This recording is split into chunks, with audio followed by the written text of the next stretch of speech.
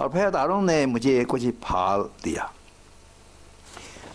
इस ख्वाब से मैं समझता हूँ चंद बातें जो मैंने खुद खिदमत में पेश भी की थी। नंबर 1 ये है कि अल्लाह ताला जमात हुजूर हिफाजत फरमाएगा। नंबर 2 हुजूर सब के सब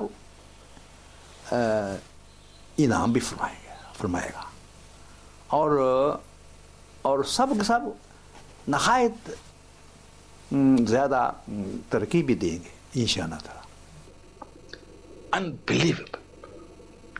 That reassured me. I knew that with the grace of Allah, it's Allah's hand. He already has told us and forewarned us. It was decided that Hazur would leave Pakistan by KLM. A messenger was sent to Karachi to do the booking instead of booking by telephone, that could be tapped. It was decided that I would leave on Sunday morning by car, and then we reached at about 10:30, reached Karachi, and after eating food and just a little rest, we left for the airport because the plane, I remember, left at 12:30. Now they told me to come late. Said there's no need for you to come early. They said exactly 5 minutes from the time of the departure of the plane, we will send our special car. Everything seemed to be all right, and the manager assured that the flight would leave in time. And the car came exactly 5 minutes before 12:30, and it was sent back. The airport authorities, they stopped the flight from going on the scheduled time. The order that our head of the Ahmadiyya community is not permitted to leave the country from any borders was signed by Zia himself. Ziaul Haq lived most of his time during the time of Hadhrat Khalifat-ul Messias, the third Khalif. So what he dictated was, and this is written on that prohibition letter, that Mirza Nasir Ahmad, the fourth head of the Ahmadiyya community, for that, is not permitted to leave the country from any borders. They had a dilemma. They could not stop Mirza Tahir Ahmad from going on. And they did not know much intricacies about the fourth and third caliphate, you know.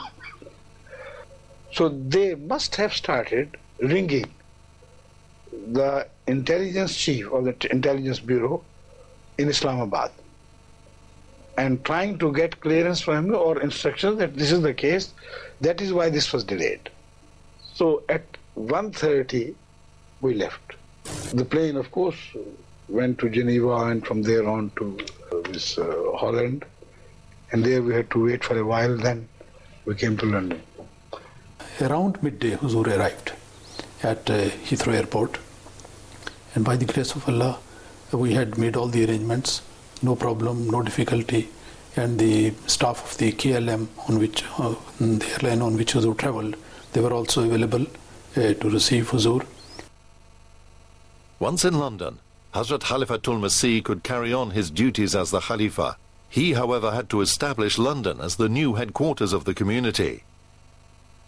He had a knack of making everybody feel extremely special. You know, whatever he wanted someone to do, he made them feel that they were capable of doing whatever that was.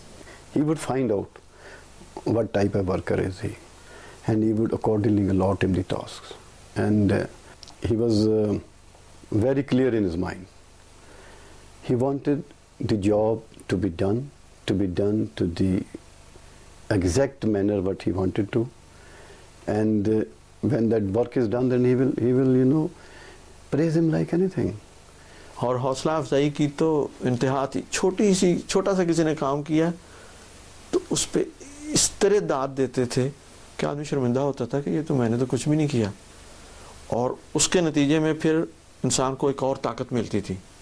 میں سمجھتا ہوں کہ اصل میں خلیفۃ المسیح کی دعا اور روحانی توجہ اور حوصلہ افزائی کے نتیجے میں ایک طاقت ملتی تھی, اور وہ جو اس نے چھوٹا سا کام کیا وہ اس سے کئی گنا کر جاتا تھا اگلی دفعہ. اس پہ جب حوصلہ افزائی اسے ملتی تھی اور دعا اور توجہ اور شفقت, تو اس سے پھر اور آگے بڑھتا تھا. And I think people just couldn't do enough. They were trying their best to fulfill whatever was the need of the moment. Hadhrat Mirza Tahir Ahmad was a visionary. He foresaw the progress of the community and the need for workers in every sphere of life in the coming decades. You know, this Waqf-e-Nau scheme, he started on 3rd April 1987, and I'm surprised because in 1984 he left Pakistan in very difficult conditions. You know, there was law against us, so he had to leave Pakistan. But within 3 years, he realized that Jamaat is now going to expand in much bigger scope. So for that he instructed Jamaat's the parents that they should offer their children even before the birth, and then train them accordingly so they become good واقفین زندگی. ہر ملک سے جب وقف ہوں گے بچے تو اس ملک کی زبان کو بھی سمجھتے ہوں گے, اس ملک مزاج کو بھی سمجھتے ہوں گے. جب اس ملک میں یہ بچے وقف کر کے بڑے ہوں گے اور کام کرنا شروع کریں گے تو یہ بہت اچھا کام کر سکتے ہیں. اور یہ بجائے اس کے کہ ایک جگہ سے وقف ہو کے نکلیں, یہ ساری دنیا میں تنظیم کی طور پر اس طرح پھیل جائے.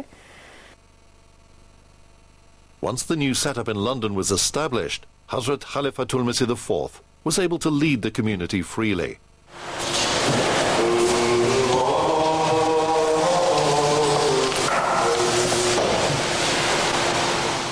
However, back in Pakistan, Zia's persecution continued. Huzur's warnings grew stronger and stronger. Night after night, month after month, he prayed to God for help for his beleaguered people. He warned Zia in his sermon on the 3rd of June 1988. اور پاکستان کے بدنصیب سربراہ نے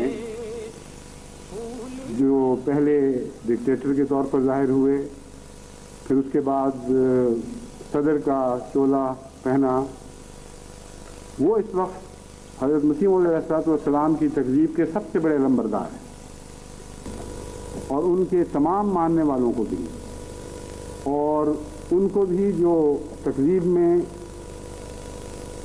پیش ہیں اور حکومت پاکستان سے تعلق رکھتے ہیں, اور ان کو بھی جو تکذیب میں پیش ہیں اور علماء کے طبقے سے تعلق رکھتے ہیں, ان کو بھی جو تکذیب میں پیش ہیں اور عدلیہ سے تعلق رکھتے ہیں, ان کو بھی جو تکذیب میں پیش ہیں اور سیاست سے تعلق رکھتے ہیں, ان کو بھی جو تکذیب میں پیش ہیں اور عوام سے تعلق رکھتے ہیں, لیکن کچھ گروہوں کے سربراہ ہیں.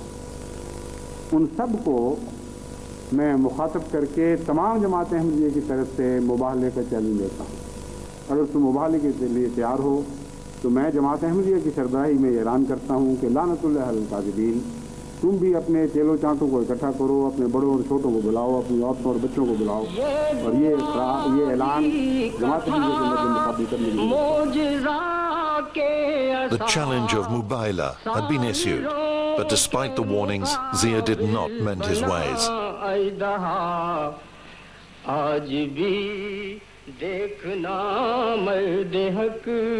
حکومت کا جہاں تک تعلق ہے وہ معصوم احمدیوں پر قانونی حربے استعمال کر کے طرح طرح کے ستم ڈھا رہی ہے.